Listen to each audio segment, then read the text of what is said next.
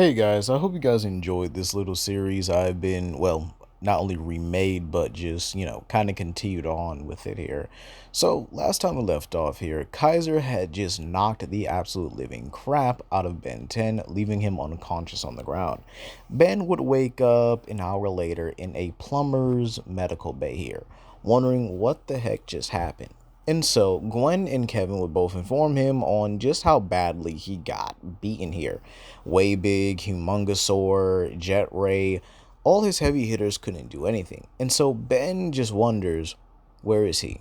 To which this is where Max simply walks in and states that right now he's simply exploring the planet, keeping it a low profile here. And so this is where Ben says, where's Julie? To which this is where Gwen says, oh, she's at her match right now. And this is where Ben says, okay, good. Maybe did he read his mind? To which Gwen says, well, she doesn't know. And so we would pan over to Kaiser. He simply is observing the humans, wondering how they live and how they move here. And so, using his more molecular manipulation of his biology, yes, ghidorahs do actually have this here, he's able to make himself into a more humanoid-like body. Or at least, at least enough to camouflage it. Still, he does have his gray features and stuff like that there, but Kaiser is able to walk amongst the people very casually. So this is where he actually learns a few things about them here. He learns how humans live, how humans walk, how they talk here, and he actually finds them fascinating. Not enough to conquer them, obviously, but enough to actually admire them. They live casually, they live carefree. And so, this is where Kaiser just kinda decides, okay, well, maybe he'll just hover up a little bit. But instead, he actually just flies over the air and, well, disappears from anyone's sight before they actually notice he took off from the ground. Kaiser then begins flying around, observing everything here, from restaurants to games. One game in particular interests him: tennis, just hitting a ball back and forth. And he looks at it with amusement and yet kind of disappointment. What's so interesting about people hitting a ball back and forth here? And so he lands on top of the stadium where no one notices him. And so he sees Julie fighting against her opponent, and she's actually going back and forth here.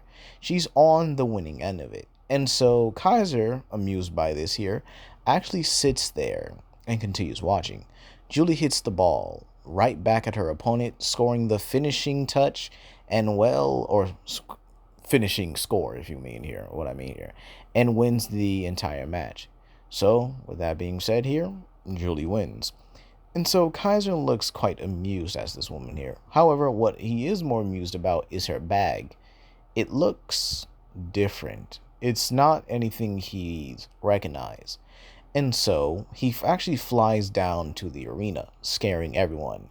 And, well, he kneels in front of the bag and then opens his hand. This is where he then fires a small jolt of electricity, and the bag morphs into ship here. Now, while a lot of people are too shocked about this here, Julie runs over and asks him what does he think he's doing.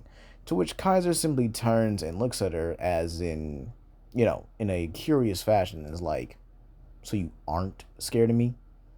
No, I'm not scared of you. My boyfriend's Ben Tennyson. And then this is where he says, the guy I just mauled a couple minutes ago. And so this response is met with both shock and anger. And Julie pretty much criticizes him here, saying that there's no way he could have beaten Ben. To which Kaiser simply notes, yeah, how do you think he got to this planet in the first place here? But I promise not to harm you, or any of you. But this is when he picks up Ship, kind of pinching him a little bit with his nails, and simply examines him, wondering what kind of species is he. And this is where Julie simply tells him he's a galvanic mechamorph and snatches him away. To which Kaiser finds this amusing, that the little human is actually not afraid of him, but has the audacity to stand up to him. And he finds it almost refreshing here, as he feels a bit more normal than he does back at home. He's always surrounded by people who are in fear of him, of his power, of who he is, of his lineage. Despite the sheer fact that he's done a lot of good for the planet, he still feels the weight of royalty. And so he finds it very fascinating, and if not happier, to be here amongst the humans. And so, as a form of kind of entertainment, he levitates both him and Julie and flies off with her, with Julie a little bit reluctant at first, but realizing she's at least 500 feet off the ground, she just goes along with it. And so, as Kaiser flies alongside her as he's using his powers to levitate her, he and Julie both begin to talk. They both begin to, I wouldn't say form a bond, but in her eyes, Kaiser is just simply tired of the royal lifestyle. He wants to live something different, or at least try something different. However, he still has an itch he needs to scratch. It's a fight. To which Julie says, then maybe Ben could give him one. To which Kaiser laughs in her face and says that he already tried it. But maybe if he could come back with something more, he'll be happy to oblige him again. And so we would then go back to base where Ben and Gwen have watched the news. Julie has been taken. Well, the news pretty much says that Julie's been kind of kidnapped here, but obviously we know that's not the context. Ben, however, doesn't. And so he's on full panic mode, wondering what Kaiser is going to do to her.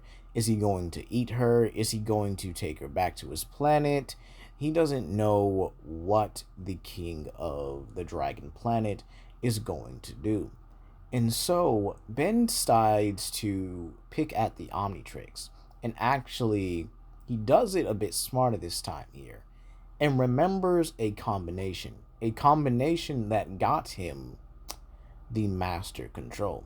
Kevin asks him what he's doing, and he says that if I can't beat him with one alien in a one-on-one scenario, then why not try to overwhelm him with everything I've got here? To which Gwen says that's a good idea, but what if you turn into Alien X? To which Ben states that's a good point. He could just randomly turn into it out of anger or something. Then this is where Max proposed that he locks it in the Omnitrix, so that it's outside of, well, not of his control or his reach here, but it needs to be unlocked in order for that to happen. So, with that being said here, they actually do perform this alien lock sequence here, where Ben is able to put the Omnitrix in a state, or put this alien in a state where it's in a more locked up playlist until further notice. And this is where he sees the Omnitrix cycle into something new here, and it replaces it. Ben, however, doesn't care, and right now, he's more focused on unlocking the Master Control. Back with Kaiser and Julie, he sits with her on a mountain, overlooking all of Bellwood, and so he wonders about humanity itself, and simply asks Julie for a more elaborate information. And so Julie begins to explain, or at least begins to explain her life here. And so talks about her tennis career, how she wants to be the best at it. She wants to be a prize champion here. But she also wants to have a decent relationship with Ben. To which Kaiser then simply nods and lets her continue. Julie talks about all the things that she wants in life. How humans always have something different about them. They always have a different goal. And then she asks Kaiser, what's his true goal? To which Kaiser simply stops and in all honesty, looks in a deep thought. He doesn't know what he actually wants. He's done everything that his father and mother have raised him to do, to unite the empire, but then he decided, why not make him better? But that was more for his people, not for him. Sure, he's got all this power, he's got all this power, but he doesn't have anything he really desires. And you see, that could actually hinder some people. Some people get tired of living a certain way and want to change it, improve upon it even. And so Kaiser simply sits next to Julie, who obviously sits next to him, as she's a little bit more comfortable with him talking to him here. And Kaiser simply states that he's never thought of doing anything for himself. He's always done things for others. He's always helped others, built up others, but no one's ever been able to build him up. He's never had a support system. He's never had anyone. Not a friend or, well, he's had allies before, but they're not friends. They're not people who he can really trust and rely on, in all honesty. And so, well, Julie actually gives him a comforting hand on his shoulder, telling him that, well, right now, you seem to have made one friend. To which Kaiser simply does smile. However, before that happens, or before he can say thank you or anything, he's promptly blasted back right into the mountain itself here. And this is where we actually see Jet Ray, with Gwen using her mana to, well, place herself and Kevin beside Julie. Ben is pissed off, telling her to get away from him. And so this is where Julie tries to step in between Ben and Kaiser, who dusts himself off as if nothing really happened, to which it is still Jet Ray after all here. And so Kaiser says, so you've come back for round 2. To which Jet Ray, or Ben here, says that yeah, and this time he's gonna win it here. And actually charges at him full speed as Jet Ray, then switches to Humongosaur full swing, and Kaiser blocks it, but does have to kinda, I guess you could say, draw back with it, actually smiling that Ben's actually utilizing his transformations. To which when Humongosaur swings, he then comes down as way big, punching him through the mountain that they're on here. Gwen has no other choice but to get her and Kevin and Julie, obviously, out of the fight zone here. To which Kaiser gets back up and uppercuts way big, grabs him by his leg, and simply flings him all the way across Bellwood into its bay. People gather around as the giant splash simply draws all of the attention here, and Kaiser simply floats over way big. As well, Ben transforms again back into Jet Ray and speeds up right at him, and then actually circles around him.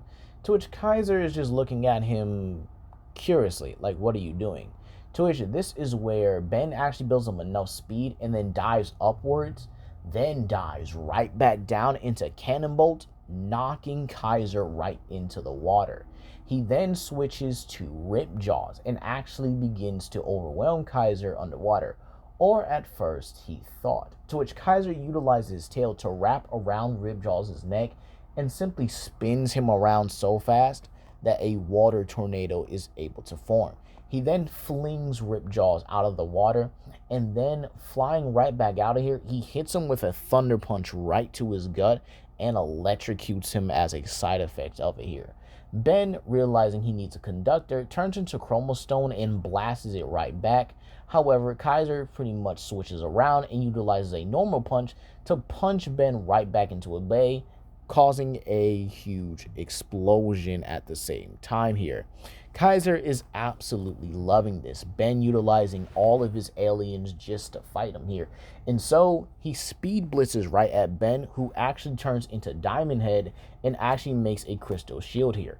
Kaiser tears through the shield with his sharp claws, and then just before he reaches Ben, he realizes that Ben is in another form. This form being 4 arms here. As he utilizes the first arms to catch him, and then utilizing his bottom arms, he actually begins to hit Kaiser in the gut. Kaiser simply laughs at these blows here, but he does find them amusing and says that if only he could feel them, this would be perfect.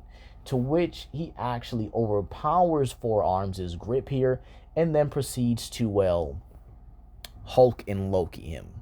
Yeah, it's not looking good here. Ben then turns into goop, and as he gets splattered onto the ground here, the acid sprays everywhere and then hits Kaiser. Kaiser does wince a little bit because this is a pretty strong alien-like acid here, but he then utilizes a power breath move to actually blow goop away.